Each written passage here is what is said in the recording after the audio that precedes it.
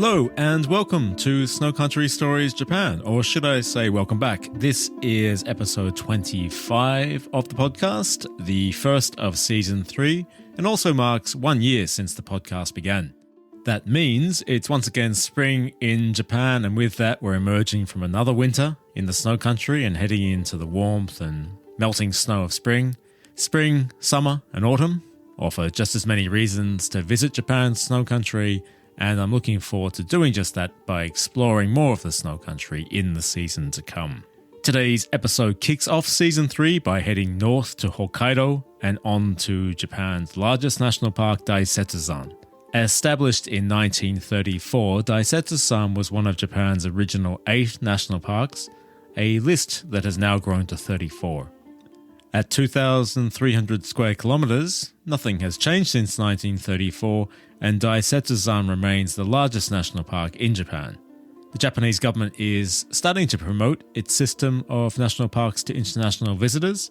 This is a fantastic thing, as Japan really is home to some wonderful parks, among which many consider Daisetsuzan to be the most impressive. In exploration of Daisetsuzan in today's episode, I speak with Richard Smith, a guide working with Adventure Hokkaido. As the name suggests, Adventure Hokkaido is a Hokkaido-based tour company offering small hiking, cycling and nature tours to many of the island's most rewarding destinations, including but not limited to Daisetsuzan. As a guide with Adventure Hokkaido, Richard knows Daisetsuzan very well, and as such I really enjoyed speaking with him. He paints a really enticing picture. As you'll hear, his knowledge and enthusiasm shines through. A big thank you to him and Adventure Hokkaido for agreeing to the interview. Adventure Hokkaido operates tours throughout the year. You can find more information on their website, adventure-hokkaido.com, or follow them on Instagram at AD Hokkaido Tours and Facebook at Adventure Hokkaido. Make sure to check out today's episode page on the Snow Country Stories Japan website, that's snowcountrystories.com, for images, a map showing you where Daisetsuzan is, and more information and links to everything we discuss. And listen on after my chat with Richard for information about how to get to Daisetsuzan. If you have not done so yet, I'd love for you to subscribe to, rate and review the podcast on whichever app you're listening on.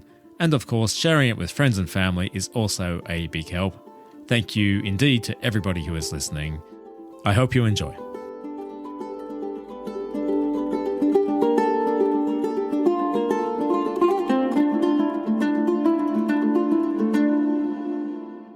My guest on the podcast today is Richard Smith, a guide with the Hokkaido-based tour company Adventure Hokkaido.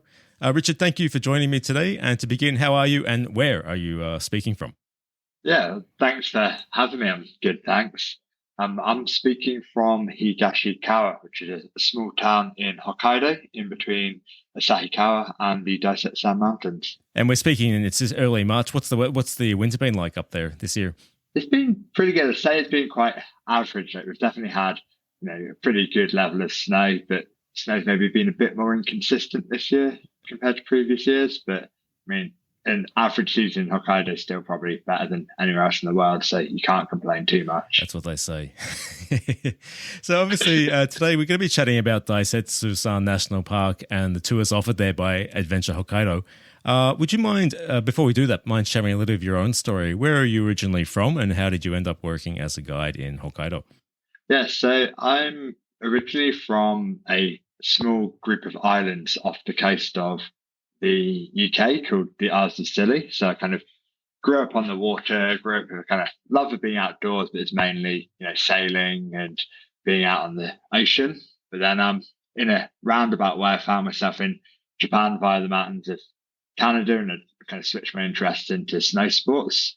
And then, wound up sticking around here year round. And it's actually during COVID, I applied for a job up in the national park, working at Mount Asahidake, doing it's a ranger-like job, but we're not allowed to call ourselves rangers because the national park rangers get upset. But that company was kind of the same founders as Adventure Hokkaido. So they kind of shoulder tapped me and said, when overseas tourists come back, would you like to guide? So that's how I wound up guiding here in the summers. Oh, fantastic. I'm sure it's a nice lifestyle. So you're based there all year round. So how does your guiding vary between seasons from winter to the summer? Yeah, so I also work as a ski guide for a separate company. And so, kind of January, February, pretty busy with that. And then out skiing on similar mountains, but definitely kind of a different style of guiding. I think people are more focused just on getting the powder and having a good time skiing. And then, a nice bit of downtime in between seasons. And then kind of hiking and cycling season picks up from late May, and then kind of do longer trips, kind of travel with the guests a bit more. But it's nice to have a bit of a varied style of guiding. Yeah, definitely. It sounds quite an idyllic lifestyle. So it sounds like that's home for you. No intentions of going anywhere soon.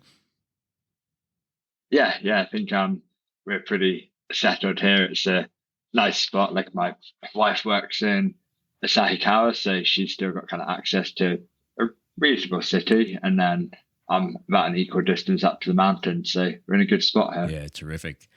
So the main focus of today's conversation is going to be Daisetsuzan. So Daisetsuzan is one of 34 national parks in Japan, and at 2,300 square kilometers, that's around, according to Google, that's around 570,000 acres. It's the largest national park in the country, and I guess many would say it's the most impressive of those parks. So, Richard, can I ask you, when did you first visit Daisetsuzan, and can you recall your first impressions of the park?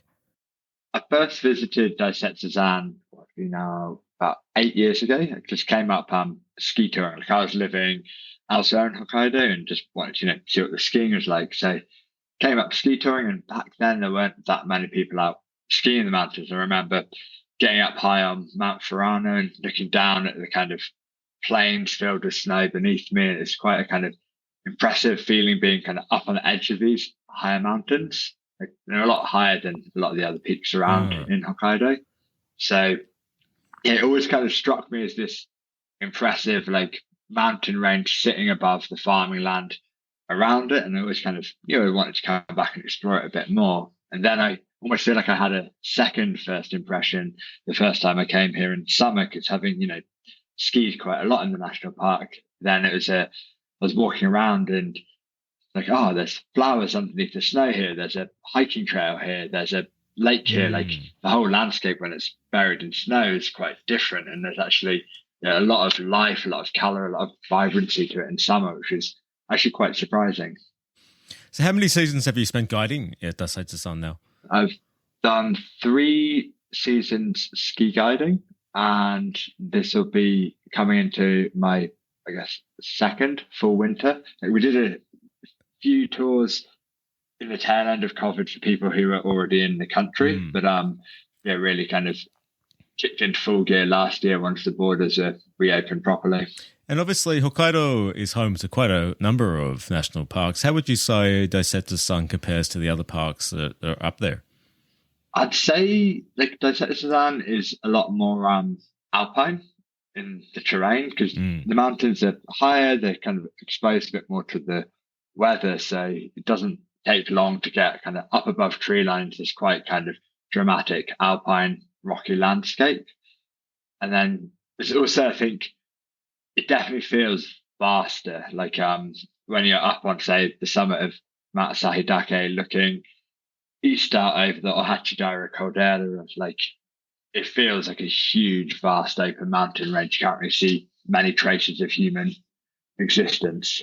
Yeah, and that was certainly, I've only been there once many years ago, and that was my impression, because it was one of the first times, one of the few times in Japan that I felt like I was out in space and there weren't many people around.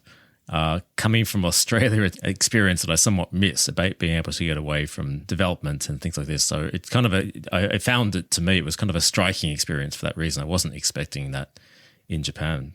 Now, the park includes, I believe, different mountain groups, and within those groups, there are 16 peaks over 2,000 meters. That's around 6,600 feet and above. You've touched on a few there, but what are the major mountains of Daisetsuzan? So you can kind of group it into kind of 3 distinct sections. You have kind of North Daisetsuzan, which I think the most kind of well-known or obvious peak is Mount Asahidake, which is the highest mountain in Hokkaido. And then there's a few other volcanoes nearby it that are 2,000 meter plus, and kind of this high plateau area. And then the ridgeline kind of stretches along and still stays quite high elevation. And then in the central Daisetsuzan, you've got a mountain called Mount Tomaroshi, which is quite remote compared to the others. There's a lot less infrastructure to get in and out of that central section, but it's a really popular peak with Japanese hikers. Like I think it's a bucket list one for Japanese hikers. Like a lot of the Japanese guides, they spend a lot of time taking people up there. And then the ridgeline from there stretches on further south, and you have kind of the Mount Tokachi end of the range, and it's another kind of collection of mountains, almost like running in a line with Mount Tokachi, which is actually an active volcano sat in the middle of the range. So yeah, it splits up into kind of three distinct sections. And you touched there on the hiking season. When is the hiking season in Daisetsuzan? Depending on how comfortable you are hiking on snow, like it doesn't really start until late May into June. Like there's snow on the trails even in June, but keen hikers, people that are comfortable, using spikes or crampons when it's icy in the morning, like you can get out from May. But like it doesn't feel like just summer hiking until mid to late June, and then that runs through until kind of late September. The high peaks usually get the first snow in late September into October, and then again, like if you're keen and you're happy to kind of push through snow and post hole, then you can still get out hiking, but the kind of experience then changes and it becomes a bit more harsh and hardcore hiking experience. Yeah. And I guess this following on from that, and this is probably quite a broad question, but what are the hiking trails like? I mean, how demanding are they? They are surprisingly demanding, I'd say. Like, I've guided people that have, spent 60, 70 years of their life hiking in the Austrian Alps. I've guided people who've run hiking tours around the world, and everyone is quite taken back with how rough the trails are. Like, it's a combination of, I think, a lack of maintenance and the kind of harsh weather. Like we have, it's actually, you don't realize it when you're walking, but there is a layer of permafrost across a lot of the mountains, and the water doesn't drain very well. So all the trails get a lot of runoff with the snow melt and heavy rain. So the trails are actually very eroded. They're quite rocky, uneven. So like a really common thing I hear from people hiking is it's very difficult to get in a rhythm. So distances you'd normally cover in not that long when you're just striding out and stretching your legs, because you can't find your rhythm, actually takes more time and more effort than people usually think it does. Yeah, that's really interesting to listen to, because I think it can be deceptive, right? Because comparatively to, hiking in other areas of the world, Europe, North America, South America, those mountains, when you say 2,000 meters and above, they're not remarkably high. And so I guess some people come across here and are surprised by the level of difficulty. That's interesting to hear. And that leads me on to the next point that I read about actually in preparing for today's interview, was that while the average elevation of the alpine areas in the park is around 2,000 meters, given the higher latitude of the island of Hokkaido, the park is equivalent to the environments found at 3,000 meters and above in the alpine areas of the main island of Honshu, around the mountains of where I am. So it's a very similar environment despite it being notably lower. Does that explanation kind of ring true to you? And how would you describe those alpine areas of the park? Yeah, it sounds quite accurate. Like from what I've seen down in the main island, there's definitely a bit of a difference in the elevation that you find these kind of exposed alpine areas. And I think actually that word exposed is probably the best way to describe it, because not just the kind of colder temperatures from being up at elevation, like there's very little shelter. Like the tree line is usually anywhere between 1,100 meters to 1,700 meters. So you actually, it's very low. So above tree line, we do have those Japanese stone pine trees a little bit higher, but it means if the weather does turn on you, you're actually very exposed, and there's not even many good rocks to hide behind. Like you can just be out there on a ridgeline. So I think that exposure combined with, the fact that you are a bit further north, bringing the temperatures down does, make it deceptively nasty when the weather's bad, given the relatively low elevation. Yeah, interesting. And you just, again, you just touched on a little bit on there on some of the vegetation that you encounter in the park. What's it generally like? You mentioned the tree line is actually quite low comparatively, and then you have above the tree line some kind of unique alpine flora. Is that correct? Yeah, so we have kind of split into three bands. Tree line is usually firs, and we have a lot of birch trees right at the top of tree line. They're usually the ones that push highest. So we have Japanese rowan as well, so it's quite pretty in autumn. And then above that is the kind of a band of usually the Japanese stone pine, which is that small stone pine tree that kind of grows along the ground, and you kind of see little stands of it, and you can really understand where they got the inspiration of bonsai from. And then the next kind of level above that, kind of up on the even higher, where the ground is very rocky and even the stone pines can't take hold, we have kind of scatterings of alpine flowers. We have like a lot of illusion avens, which are like a small white flower. The Japanese call them chingoruma because it looks like a baby cart's wheels when it goes all wispy and seed-like in spring. But we get big carpets of those, and it's quite impressive in July when they're in flower. It's huge carpets of white. And then have a lot of very hardy alpine flowers that have all range of colors. So it's quite a nice place to hike in like the wildflower season, because what is usually quite a rocky, barren landscape comes kind of alive with color. And both, again, it's contrasts of wide fields of whites and pinks, or like just little individual hardy flowers clinging on for life in spots. So nice variety there. Yeah, it sounds actually very beautiful, mate. You painted a very nice picture there. And in addition to vegetation, what animals are within the park, and what are the most likely animals you might encounter on any of your tours? The ones we encounter most commonly on our tours, kind of starting up in the high mountains, we see chipmunks quite often. Like you'll see them running around the rocks. And then I've also seen quite a few fox even up in the alpine. I think probably chasing the chipmunks and the mice. Yeah. And then lower down, you see deer everywhere. Like they're kind of in the forest of the park. Like there's a lot of deer now, to the point they're almost becoming a problem. Yep. So it's kind of the most common ones, but I think the more perhaps exciting ones that you don't see every time you go out, but you can see. We have, brown bear up here. They're a little bit different to the black bears in Honshu, but they're larger, quite closely related to the grizzly. And they actually, they live at all elevations here. There's a mother and cubs kept one of the major campsites up in the mountains here closed for a good time last summer, because they were just hanging out on a snow patch opposite the campsite. Their terrain. How have you on your tours before? Have you encountered the brown bear?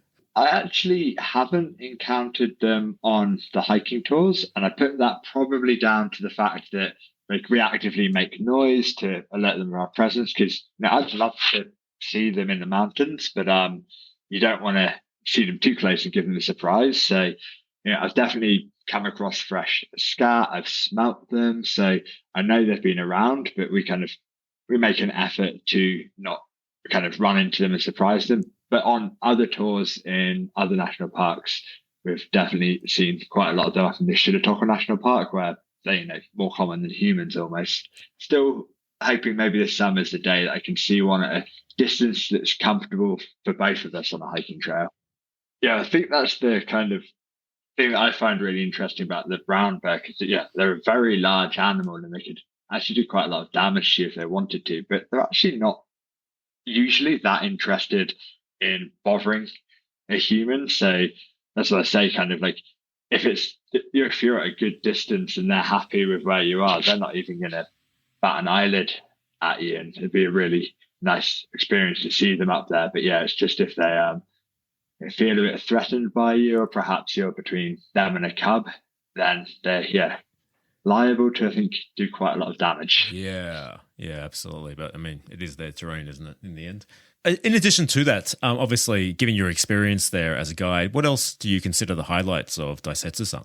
For me, growing up in the UK, where we don't really have volcanic or seismic activity, the volcanic nature of the park I find really interesting. Like Mount Asahidake it hasn't erupted for a couple of thousand years, but there's still steam billowing out of fumaroles up there. It's very still active, and that's kind of a unique experience. And then Mount Tokachi in the southern end of the range, that erupts every 30, 40 years.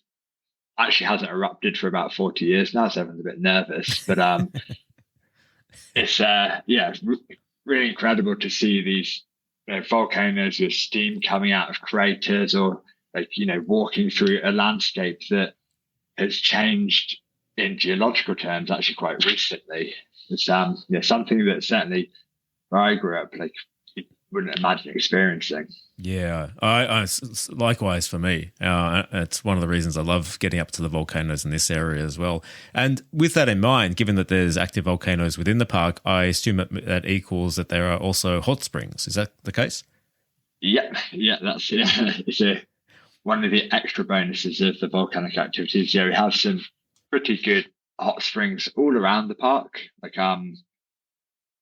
Once you're up in the towns and the villages, or the hotels close to the park, they'll have good hot springs. So, for example, Mount Asahidake, there's the Asahidake Onsen at the bottom with a number of hotels, and then there's another one called Hakuginso, which is near the trailhead for Mount Tokachi, that has really good. It's quite acidic water. It's got an amazing outdoor pool where you can look up at the mountains, and that was interesting too, that they say that the onsen water actually increased by about 20 degrees just before the last eruption. So you really can see how it's tied together. Was anybody in it at the time? That's always... Oh, apparently it was actually, it was colder at the time, and the temperature went up and it stayed up. So the fact that it's actually a good temperature without heating now is perhaps thanks to the last eruption.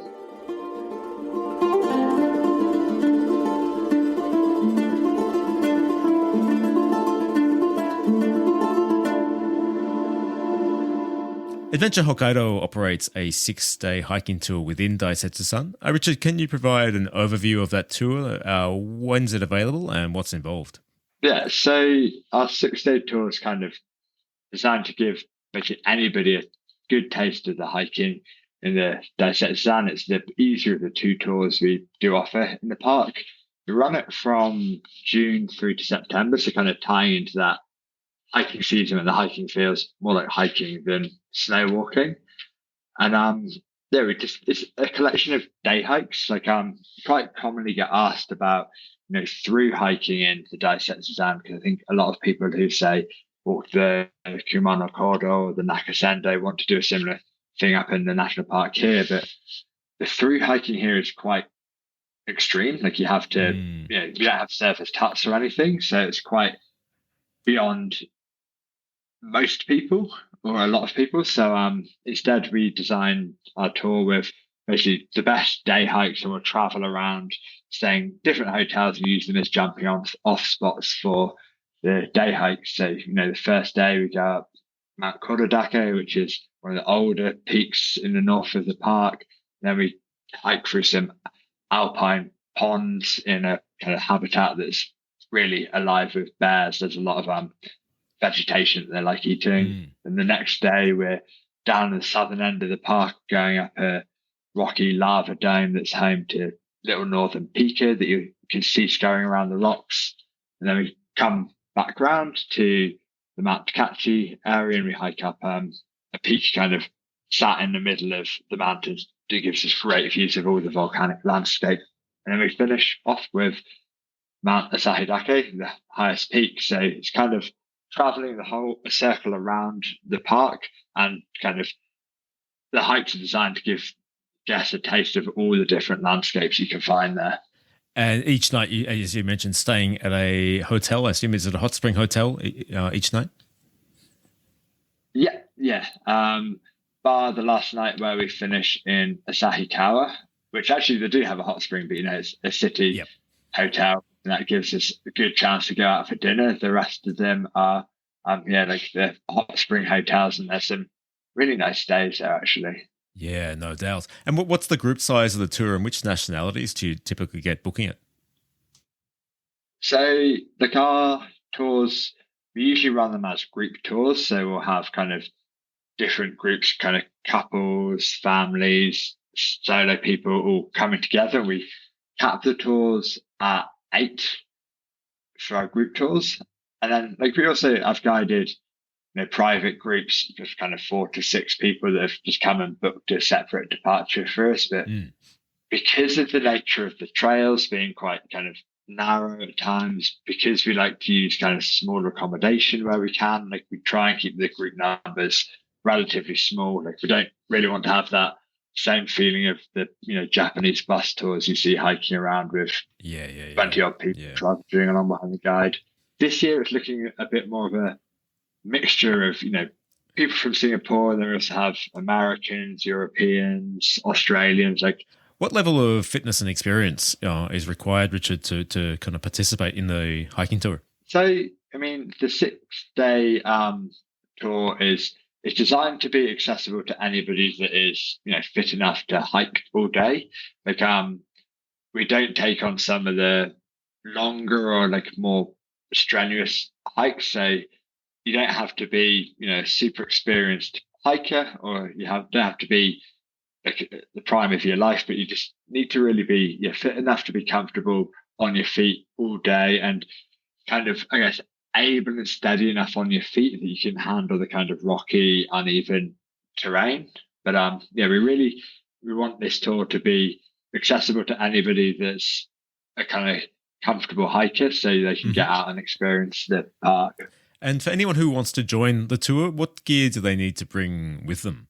As I said before, because it's day hikes, it's not 3 hikes. Like, you don't need to bring a huge multi-day backpack. So basically, your usual travel gear, a good day pack that's able to carry all the water and food and layers you'd need. Like, you definitely need a bit more gear in your pack than perhaps you would if you used to say hiking in the lowlands, because you do need to be prepared for rain. Like I said, it's quite exposed up there, so you need to be able to cover yourself up if the wind gets up, the rain gets up, and have a warm layer if it gets cold. And then another, I think, perhaps challenge or extra thing to think of with the Daisetsuzan is there's not actually much access to water on the trails, so you need to be able to carry enough water to get you through the day. I have a lot of guests ask about if they can do it in normal running shoes, and we say to most people, like, mid-cut hiking boots are definitely the better option. Like I said, the trails are quite uneven, so that extra ankle support really helps. People that are perhaps comfortable trail running on rough terrain definitely can be comfortable in trail runners, but I definitely, like, if you're a hiker and you've got a few different options of footwear you use, I'd lean towards the more sturdy, robust end, because otherwise you find you have very tired ankles by the end of the hike, and that's when you get hurt. You don't, because we're not kind of mountaineering, we're not using ropes or anything. Don't really need any specialist equipment. It's just being prepared both with gear and kind of physically for everything the mountains will throw at you, and just being fit enough to keep moving all day long out in the elements. Yeah, terrific. And Richard, you mentioned it was one of 2 tours that you do within Daisetsuzan. Is that correct? Can you give a bit of information about the other tours that Adventure Hokkaido offers? Yeah, so we do another hiking tour partially in the Daisetsuzan. So we do a 9-day hiking tour that's split between the Daisetsuzan and the Akanmashi National Park. And that one, it was kind of graded a little bit higher. That's aimed at kind of very strong, fit hikers. So we cover more ground each day. We do bigger hikes and bigger climbs. But if you're a kind of strong hiker, that's a really good way to experience a lot of very good hiking across all of Hokkaido. And then we also do a cycling tour in the Daisetsuzan that is also called the Around Daisetsuzan Cycling Tour. And it is quite literally almost a full perfect loop around the Daisetsuzan. And I think by accident, we almost managed to get the distance to 360 kilometers as well. And that loops around the kind of roads at the foot of the park. So you're kind of dipping in and out of the park. And it's a really nice way to see a different side of the park. Like the roads are quiet and the kind of landscape's beautiful as you're riding. And following on from that, what other tours does Adventure Hokkaido offer across the island and through different seasons? For example, are you also offering tours in winter? Yeah, so we do offer winter tours. We don't have any offerings in the Daisetsuzan at the minute, but we do our winter tours are predominantly more kind of wildlife adventure tours. So they're not, pure wildlife watching. Like we don't go out at the crack of dawn and sit in a kind of camouflage net for 5 hours waiting for the animals, but we kind of combine seeing the animals in like a cheap, accessible way with other activities. Like we'll do a drift ice walk during drift ice season. And that's mainly in Eastern Hokkaido because that place is incredible for wildlife over winter. Like we get a lot of migratory birds, we get the cranes that I think everyone knows. So that's our kind of main focus of winter. And we do a little bit of snowshoeing on those tours too. But like I said, it's kind of a combination. So we do some snowshoeing, we'll go and do a cruise to see some birds. Like it's a bit of everything. And then we also run a winter hiking or snowshoeing tour in the Shikotsu Toya National Park that's more geared towards, the active hiking side of it. And we'll be using snowshoes to do kind of smaller distances, but then if you've ever been to Hokkaido, you've seen how much it snows. Like that's already quite a lot of work when you're pushing through deep snow. Yeah, so I definitely hope this conversation motivates people to visit Daisetsu and to definitely get in touch with Adventure Hokkaido regarding your tours. However, if someone's listening and they wanted to visit the park by themselves for a day or overnight hike, is there any particular trails you'd recommend, and what should they do to prepare for the hikes there? I would probably recommend heading to Mount Asahidake as a base, just because it gives you, access with the ropeway up into basically the start of the Alpine quite quickly, and then you can go up Mount Asahidake. You can, if you're fit, you can do a loop. It's about 11 kilometers over Asahidake, and then round the back to this little remote onsen called Nakadake Onsen, and then come back. Or you can, do those as separate day hikes. Like of all the areas, like Asahidake or maybe Sonki on the other side, like they give you, if you don't have transport yourself, they give you the most kind of trails you can access from a hotel or a trailhead. But if you have transport or you're kind of happy to stay up in the mountains, also the Tokachidake, and these, like I said before, like I find, the volcanic landscape really impressive. So that would be another one I'd definitely recommend people visiting. And you said earlier that there's no serviced lodges in the park. Yeah, so there's a number of, they call them emergency shelters, and they're usually where the campsites are, but there's no actual service lodges. And even the huts, there's only a few of them that they're actually allowed to stay in outside of an emergency. So most of the time, if you are doing, those longer multi-day hikes, you're camping, and that means, you're having to carry all your gear with you. And another, I think, thing that perhaps surprises people is there's also no toilets, or there's 5 toilets across the entire trail system in the park, and they're all in pretty bad condition. So there's a real issue with waste out on the trails and around the campsites. And now they really encourage people to pack it in and pack it out. So you take it's the bags they use during an earthquake. If the sewage goes out, you take a bag to pack your waste out with you. So it's another thing that adds to the kind of challenge or like the load you have to carry when you're doing multi-day camping hikes. So it's definitely a bit more challenging and more kind of committing than hiking in some other places. Yeah, and as you already mentioned, also access to water is an issue there. And so if you're going to be doing a multi-day hike and camping, that's going to be another consideration. Yeah, so that's actually, it's another thing that a lot of people, even Japanese people, aren't aware of when they come up here. Is it's not just that the mountains are quite dry. Like, you can find running water on many hikes, but the fox we have up here, they carry a parasite called echinococcus, which the foxes have it during its parasite phase, and then the eggs end up in their feces that run into the water. And if you happen to, fill up your bottle from the stream as that's running through, you'll wind up with like the parasite in your gut, and 10 years later you have these big cysts and it could be fatal. So like, anyone in Hokkaido is raised to know that they don't drink the mountain water without either filtering it or boiling it. So yeah, it's another kind of surprising factor when you're walking past these lovely crystal clear streams that is still not quite worth the risk, and you do need to filter and boil any water you get up here. Yeah, so much to take into consideration. I guess just another reason that makes a guided tour such an attractive option. And on that note, if anyone is interested to get in contact with Adventure Hokkaido about the tours that you offer both in Daisetsuzan and elsewhere in Hokkaido, where can they get more information? Yeah, so the best place to check out our tours is our website, which is Adventure Hokkaido with a hyphen in between adventure and Hokkaido.com.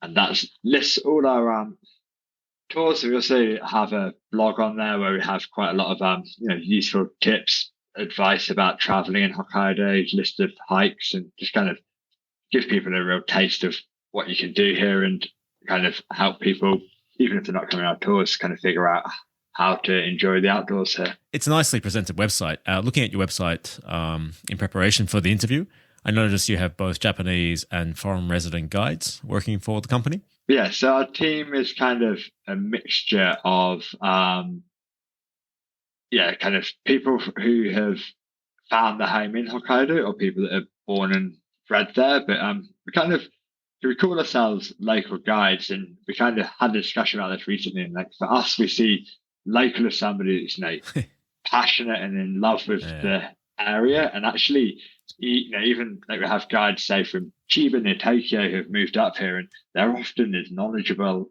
and passionate about Hokkaido, if not more so, than your average local that you meet up here. So we have a nice mixture to our team.